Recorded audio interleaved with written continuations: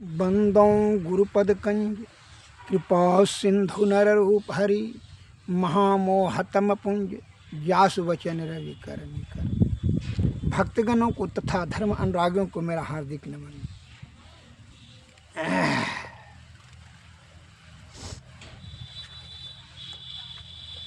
योग शिखोपनिषद सत्संग योग में कृष्ण यजुर्वेद का अध्याय 6 में एक पद आया है, आधार चक्रम हसा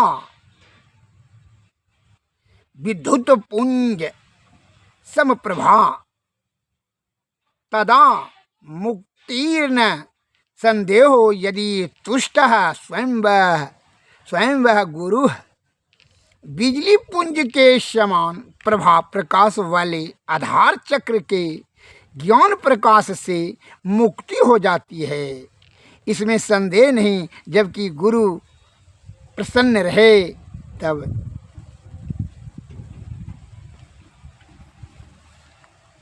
गुरु और ईश्वर में कोई भिन्नता नहीं है, कोई अंतर नहीं।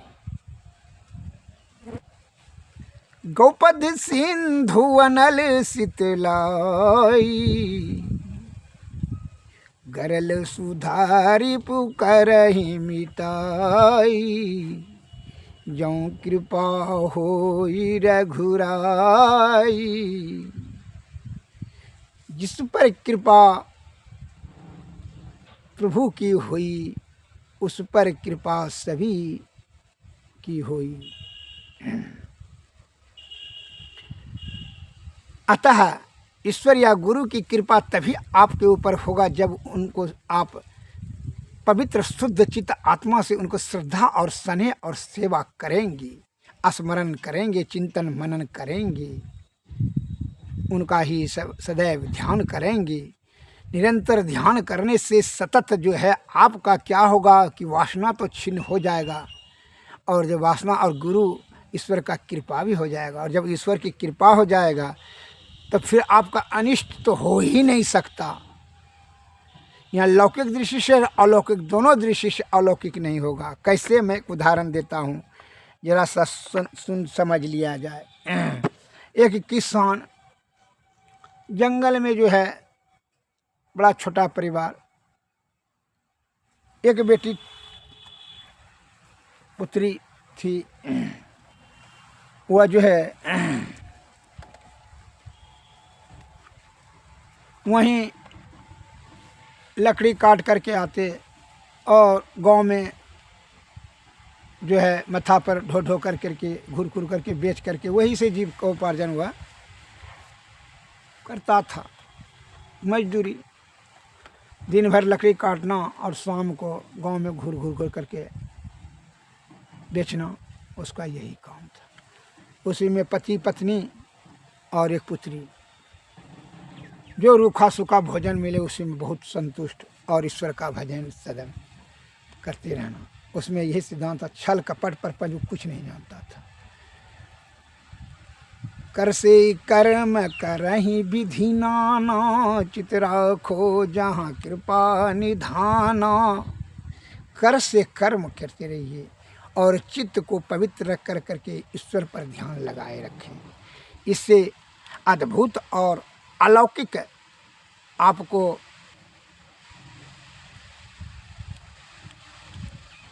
परम लाभ की प्राप्ति होगी, इसमें संदेह नहीं है। तो एक दिन की घटना हुई कि राजा साहब शिकार करने के लिए गए थे जंगल में भ्रमण करने के लिए। वह भटकते भटकते जंगल में लेट हो गया, रात हो गई, शाम हो गई तो अन्हार हो गया, रात हो गया। तो वहीं किसाने के झोपड़ी में देखा, तो झोपड़ी गया और देखा दिया भुकुर भुकुर जल रहा है। वह रात में गए तो राजा साहब का बड़ा आदर सम्मान किए। वह किसान ने, मजदूर ने, और बड़ा पवित्र शुद्ध चित्त तो उसका हृदय था ही, वह शुद्ध चित्त आत्मा से उसको मकई का रोटी और साग खिलाए, और उनको पैर में तेल, दे हाथ में, गोड़ हाथ में लगा दिए, और बड़ा अतिथि सत्कार, अतिथि देवो भव, अतिथि को देवता के समान समझ करके उन्होंने उनका सेवा किए दोनों जीव ने। अपना खटिया दिए, बिछौना दिए, वो दोनों जीव नीचे में सोए। राजा साहब को बड़ा प्रसन्नता हुई, उनकी आदर शुद्ध पवित्र आत्मा दे करके बड़ा खुश, बड़ी प्रसन्न। जब सवेरे वो जाने लगे तो राजा साहब ने कहा, मैं इस राज का राजा हूँ। तो किसान ने कहा, जो गलती आपका स्वागत करने में हुई होगी क्षमा कीजिएगा महाराज, क्योंकि हमारे पास इतने सा साधन है जो कि मैं सेवा कर सका। उसकी विनम्रता भाव पर और पवित्रता और शुद्धता और निर्मलता हृदय पर बड़ा खुश हुए, और खुशी से भाव से विभल होकर राजा साहब ने बोला कि आप मांगिए, जो चीज़ मांगना है, जो चीज़ चाहिए आपको हम देने के लिए तैयार हैं। तो राजा साहब किस मजदूर ने कहा, वो किसान मजदूर ने कहा, गरीब आदमी का, हुजूर महाराज अभी किसी चीज़ की हमको आवश्यकता नहीं है, अभी तो हम मेहनत कर करके लकड़ी काट करके बेच लेते हैं, सूखा लकड़ी काट करके बेच कर करके गाँव में अपना जीविकोपार्जन सही से कर लेते हैं, अतः अभी हमको किसी भी वस्तु की आवश्यकता नहीं है। राजा साहब ने बहुत जिद किए, लेकिन फिर भी उसने नहीं माना, नहीं अभी कोई चीज़ का महाराज ज़रूरत नहीं है। अच्छा ठीक है, जब आप जिद करते हैं, जब ज़रूरत होगा तो हम आपसे याचना करेंगे। तो राजा साहब ने एक ऊँठी देते हुए कहा कि जो है, जब आपको ज़रूरत हो तो जो है आप हमारे पास यह ऊँठी लेकर के चले आइएगा, कोई भी कर्मचारी आपको नहीं रोकेगा, डायरेक्ट हमसे भेंट करा देगा। अतः उसमें किसी प्रकार का कोई छानबीन आपसे नहीं करेगा, आप खाली ऊँठी दिखा दीजिएगा, बस हमारे पास चले आइए। कहा ठीक है महाराज, धन्यवाद। उन्होंने जो है, तो वह राजा साहब इतना कहा कर घोड़ा पर सवार होकर के अपना चले गए। अब जो है 7-8 बरस के बाद जो है उनकी लड़की, वो मजदूर की लड़की जवान हो गई। तो वह वही तो उसकी पत्नी बोलने लगी कि राजा साहब ने कहा है कि जब ज़रूरत हो किसी वस्तु की तो मांग लीजिएगा, अतः आपको राजा साहब के ऐसे निकट जा कर के कुछ धन की मांग करना चाहिए, जिससे कि लड़की का शादी ब्याह कर दें।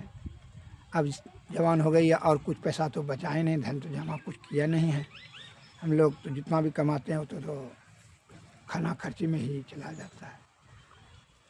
तो किसान मजदूर जो है वह आना नहीं चाह रहा था, बड़ा भोले भाले, कह दूँ क्या जाएंगे, राजा साहब चिन्हेगा कि नहीं चिन्हेगा, 7-8 बरस हो गया, पहचाने भूल गया हो गया, छोड़ो। उस पत्नी ने बोली कि ऊँठी देते हुए, निकाल करके देते हुए बोली, है ऊँठी को लेकर जाइए ना आप राजा साहब के दरबार में, आप ऊँठी दिखा दीजिए कैसे किया है। तो बड़ा जिद करने के बाद जो है पत्नी के दबाव में आकर के वह राजमहल आए, और वह ऊँठी को दिखा करके डायरेक्ट राजा के निवास में चले आए। दीवान ने लेकर चलाए और बैठाए। तो खिड़की से उनका नज़र जो है राजा के ऊपर पड़ गया। तो राजा साहब देखे कि वो नमाज़ पढ़ रहा था और जो है ईश्वर का वंदना, अल्लाह का वो नमाज से पूजा पाठ कर रहे थे। तो किसान ने वह दुआ मांग रहा था, कुछ ऐसे कर करके अल्लाह से नमाज़ पढ़ने में जो मांगते हैं मौलवी साहब ने। तो उनने देख लिया उस मजदूर ने खिड़की से। तो उन्होंने मन में विचार आ गया, भोले भाले सज्जन का भोला ही दिमाग, भोला ही विचार आता है कि ओ ये भगवान से कुछ मांग रहे हैं, राजा साहब को बहुत ज़रूरी है किसी चीज़ की, इसीलिए मांग रहे हैं। अतः हमको भी जो है भगवान से हमको भी ज़रूरी है कुछ धन का बेटे का शादी के लिए, तो हम भी जाते हैं भगवान से मांग लेंगे। जब राजा साहब को ज़रूरी है तब ना, ये ज़रूरतमंद इंसान से हम जब कुछ कहेंगे तो तंग करना ये तो अच्छी बात नहीं है। अतः वह निर्मल भाव से सोचा कि इनको क्या हम मांगेंगे, तंग करेंगे, हम भी जाते हैं भगवान से मांग लेंगे। ऐसा मन में विचार आ गया। कहा निर्मल भाव में निर्मल ही विचार आता है। तो इस प्रकार उनके विचार में आ गया। तो वह जो है वहाँ से निकल करके दरबार से निकल करके वह जाने लगा। कुछ दरबार से कुछ दूरी पर चला गया था। तब तक नमाज़ पढ़ करके राजा साहब बाहर निकले। तो दीवान ने कहा, पूछा कि कहाँ गया वो जो मजदूर साहब आए थे? तो कल हाँ इसी जगह तो हुजूर बैठे किए थे। तो फिर जो है वह चला गया हो, देखिए वहाँ चला गया जा रहा है। तो राजा साहब तेज़ी से गए और उनको रोकते हुए पूछा, किसान महोदय किधर आप आए थे यहाँ, फिर बिना भेंट किए हुए आप जा रहे हैं, क्या बात है साहब? इस प्रकार क्यों आप बिना भेंट किए हुए वहाँ से आए उतना दूर से जंगल से? क्या हम तो पहचान गए आपको तो है। हाँ कहिए कहिए, बैठिए बैठिए, चलिए चलिए। तो क्यों बिना भेंट किए हुए आप निकल पड़े वहाँ से? तो महाराज, वो मजदूर ने बोला, महाराज आप देखें कि भगवान से कुछ मांग रहे थे, हमने सोचा कि आपको बहुत ज़रूरी है, तब ना, आप ज़रूरतमंद इंसान हैं, महाराज को किसी चीज़ की बहुत ज़रूरत है और आपसे मांग करके आपको लज्जित करना, तंग करना, ये अच्छा हम नहीं समझा। हम भी मन में विचार किए जाते हैं तब हम भी भगवान से मांग लेंगे। जब राजा साहब ने भगवान से मांगते हम भी जाते हैं भगवान से मांग लेंगे। वो बच्ची जवान हो गई थी तो उसी का शादी ब्याह के लिए कुछ धन की ज़रूरत था, यही सोच करके आए थे। लेकिन आपको तो खुद ज़रूरत है, इसीलिए हम सोचेंगे आपको क्या कहेंगे। क्या आपको तो खुद जरूरी है, ईश्वर से हम भगवान से मांगते हैं, तो हम भी भगवान से जाते हैं मांगने। यही सोच करके वहाँ से हम निकल गए। उनका इतना निर्मलता और पवित्रता और शुद्धता विचार पर राजा साहब अति प्रसन्न हुए और हृदय में अगाध जो है प्रेम उत्पन्न हो गया उनके प्रति। श्रद्धा और आस्था से वह भाव विभल होकर के पूछा कि ओ अच्छा, लड़की का शादी के लिए धन की ज़रूरत है, तो ठीक है, आप जो भगवान से मांगें भगवान ने सुन लिया आपका।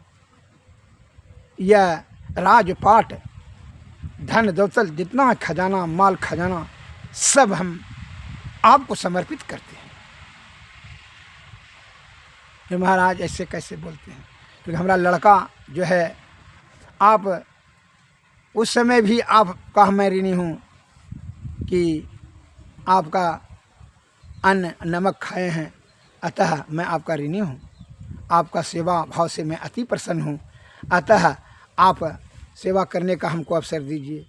आप साधारण मजदूर होकर के इतना त्याग की भावना है, संतोष की भावना है, और हम राजा होकर करके हम इतना कंजूस और असंतोषी बनेंगे, तो हमरे ऐसा कौन लोभी लंपट लालची तीनों से भक्ति न होए।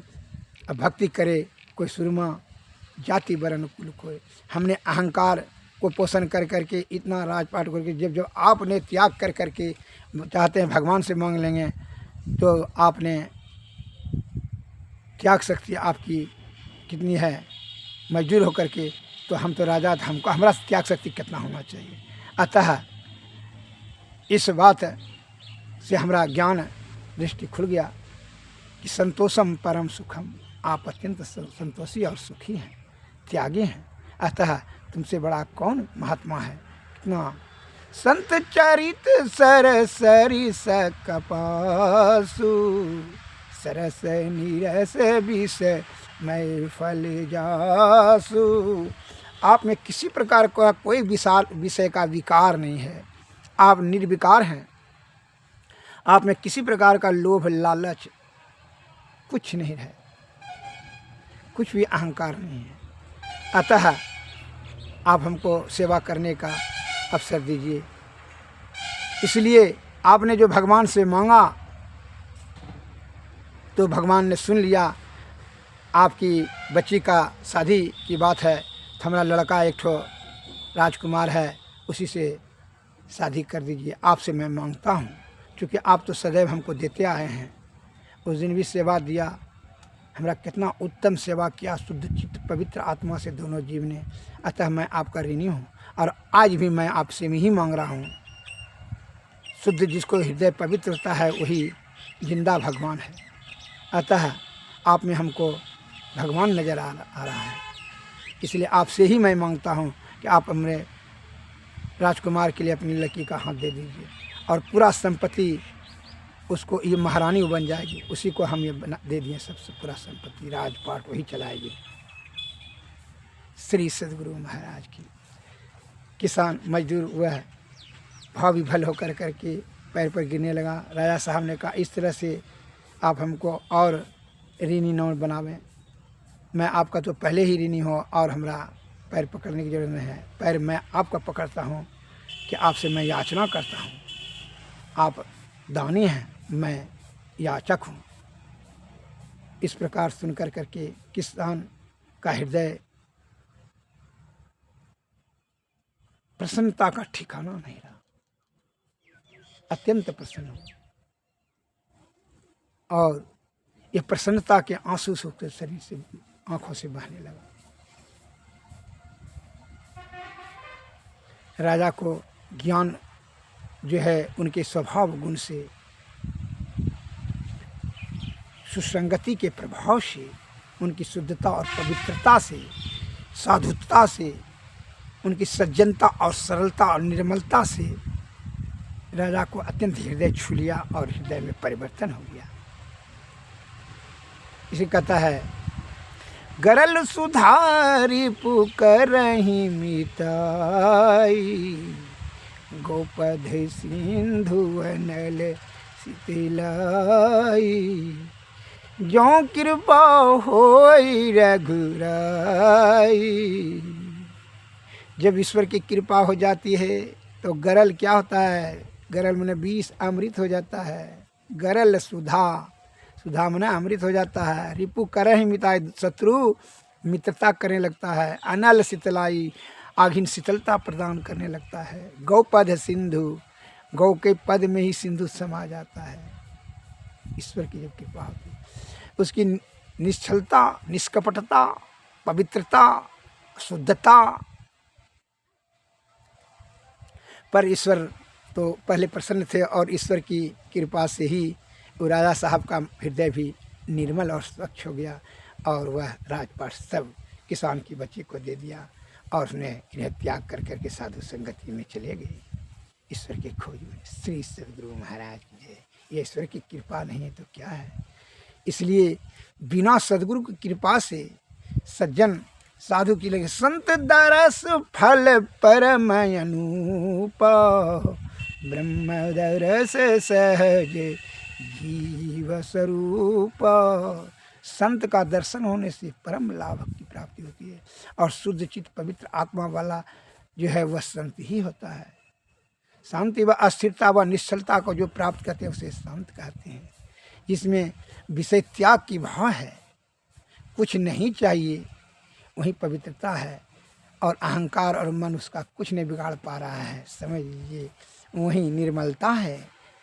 और शुद्ध चित्त आत्मा से जो भी इच्छा रखता है उस पर इच्छा अवश्य पूर्ति होता है। ईश्वर की कृपा उस पर विशेष होती है। श्री सदगुरु महाराज की जय।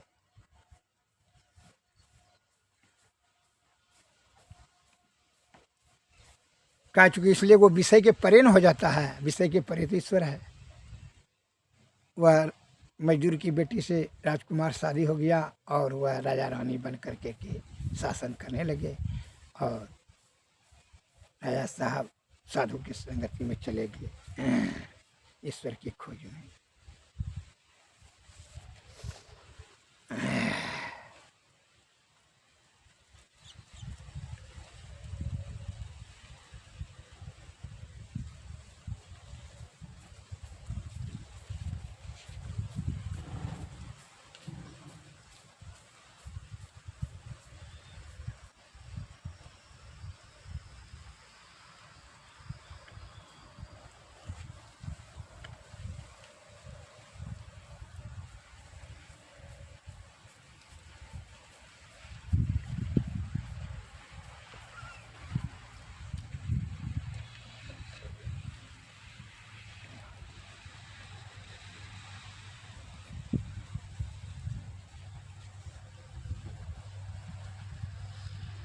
संत वाणी में आया है, इसके बारे में सुने कि अगर यदि चाहते हैं सुख और परम सुख प्राप्त करने के लिए, इसके लिए क्या करें, सभी दुर्गुण को त्याग कर ध्यान करें, और ध्यान से शून्यगत मन को ही ध्यान कहा जाता है। और ध्यान निरंतर करने से वासना छिन्न हो जाती है, और जब वासना छिन्न हो जाती है तो सूरत चित्त जो है स्थिर हो जाता है बिंदु पर, और तब जब बिंदु पर स्थिर हो जाए सुषुम्ना नाड़ी में प्रवेश कर करके वह नाद होते हुए जो है शब्द ब्रह्म की प्राप्ति करता है। इसके लिए गरीबदास जी ने कहा है, भाई हो कैसे जैबै गुरु के नगरिया, छल कपट परपंच से विषय वासना में वशीभूत होकर करके तो आप हृदय को अपवित्र और दूषित कर दिए हैं। इसलिए आपको सफलता सिद्धि कहाँ से मिलेगा? जो भी कार्य करते हैं विषय के अंतर्गत में सोचकर तो वह आपको असफल हो जाता है और जो है अशांति की ओर ले जाता है, जिससे कि चित्त आपका जो है बेचैन मन व्याकुल करता है और कष्ट ही देता है।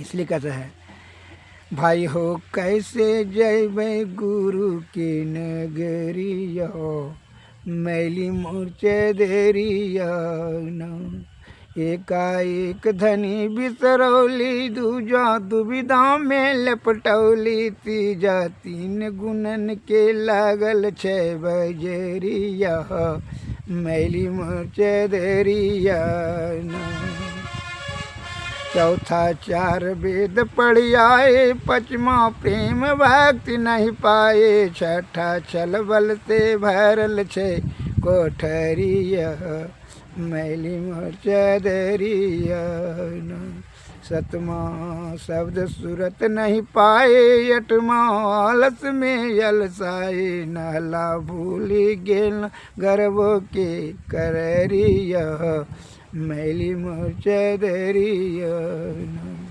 दहला दसो द्वार जब जैबै, यम के पहिरा देख डरैबै, अगर माये को पहर न कैला ज्ञान बिचरिया, मैली मूर्छे देरिया न, बरमा बार बार चेताए, कहलन गरीब दास समझाए, तेरे माँ जाना होगा जम घर कचहरिया, मैली मूर्छे देरिया न, भाइयों कैसे जैबै गुरु के बजेरी नगरिया, मैली मूर्छे देरिया न। श्री सद्गुरु। तुम नाम जपन क्यों छोड़ दिया, क्रोध न छोड़ा, झूठ न छोड़ा, सत्य वचन क्यों छोड़ दिया, झूठे जग में दिल ललचा कर असल वतन क्यों छोड़ दिया, कौड़ी को तू खूब संभाला, लाल रतन क्यों छोड़ दिया, कौड़ी को तू खूब संभाला, लाल रतन क्यों छोड़ दिया, जिन सुमरन से अति सुख पावे, तिन सुमरन क्यों छोड़ दिया, खालस एक भगवान भरोसे, तन मन धन क्यों छोड़ दिया, तुम नाम जपन क्यों छोड़ दिया, क्रोध न छोड़ा, झूठ न छोड़ा, सत्य वचन क्यों छोड़ दिया, जीवन थोड़ा भया भव भोर, कहा धन जोरी करोड़ बढ़ाए, जीव दाया करु साधु की संगत, भैयों उभय पद दास कहाए, जासन कर्म छिपावत हूँ, सो तो देखत घट में घर छाए, बैगी गहो धरनी सरनी न, तो आवत का मान चढ़ाए। श्री सद्गुरु। गगन धार गंगा वहे, कहे संत सुजाना हो, चढ़ी सुरती सरवर गई, शशि सुर ठिकाना हो, बिरले गुरुमुख पहिया, जिन शब्द पीछाना हो, सहस कमल दल पार में मन बुद्धि हीराना हो, प्राण पुरुष आगे चले सोई करत बखाना हो।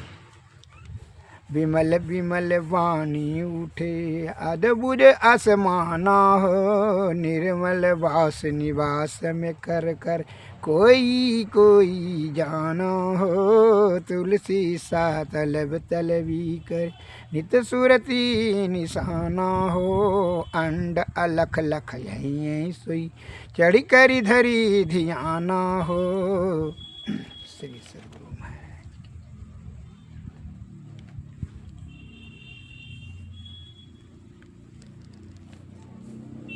अतः सद्गुरु के शरण में रहना ईश्वर के शरण में रहना के बराबर है। और सद्गुरु के शरण में जो चले जाए विषय का त्याग तो सत्य हुए करेगा, उसका अनिष्ट किसी भी स्थिति में नहीं हो सकता है। इसीलिए संत महात्मा लोग कहते हैं कि ओढ़ले राम नाम चदरिया रे अवगल मैंने नहीं लग तो तोरा विषय के बैरियो रे अवगल मनुआ। यह मानव तन अनमोल देखो अंतर का पट खोल लेकर ज्ञान तराजू तौल रे अवगल मनुआ। यह मानव तन है हीरो मूरख समझे इसको कीरा हमरा। देखी देखी हो बे पीड़ा रे अवगमन। है राम नाम जग सार इसके बिना नहीं निस्तार। कहता वेद पुराण विचार रे अवगमन। पामर काहे करत गुमान तू तो दिए 2 दिन का मेहमान। एक दिन जैवे चदरिया तान रे अवगमन। कबीरा कहत पुकार जागो जागो सोवनहार। अब तो होंगे भिनसार रे अवगमन। ओढ़ले राम नाम चदरिया रे अवगमन। श्री सद्गुरु। औरती तन मंदिर में कीजिए दृष्टि जुगल कर सन मुख दीजिए। चमकै बिंदु सूक्ष्म यति उज्ज्वल ब्रह्म ज्योति अनुपम लख लीजिए। जगमग जगमग रूप ब्रह्मांडा निरखी निरखी ज्योति तज दीजिए। शब्द सूरत अभ्यास सरल तर करी करी सारा शब्द। ये ऐसी जुगति कया गढ़ त्यागी। भव भ्रम भेद सकल मल छीजे। भव खंडन यारति यह निर्मल करिमेई अमृत रस पीजे। यारति तन मंदिर में कीजे सृष्टि जुगल कर सन मुख दीजिए। श्री सद्गुरु महाराज की जय। श्री सद्गुरु महाराज। सद्गुरु नमः। सद्गुरु नमस्कार। जय हिंद जय भारत। नमस्कार।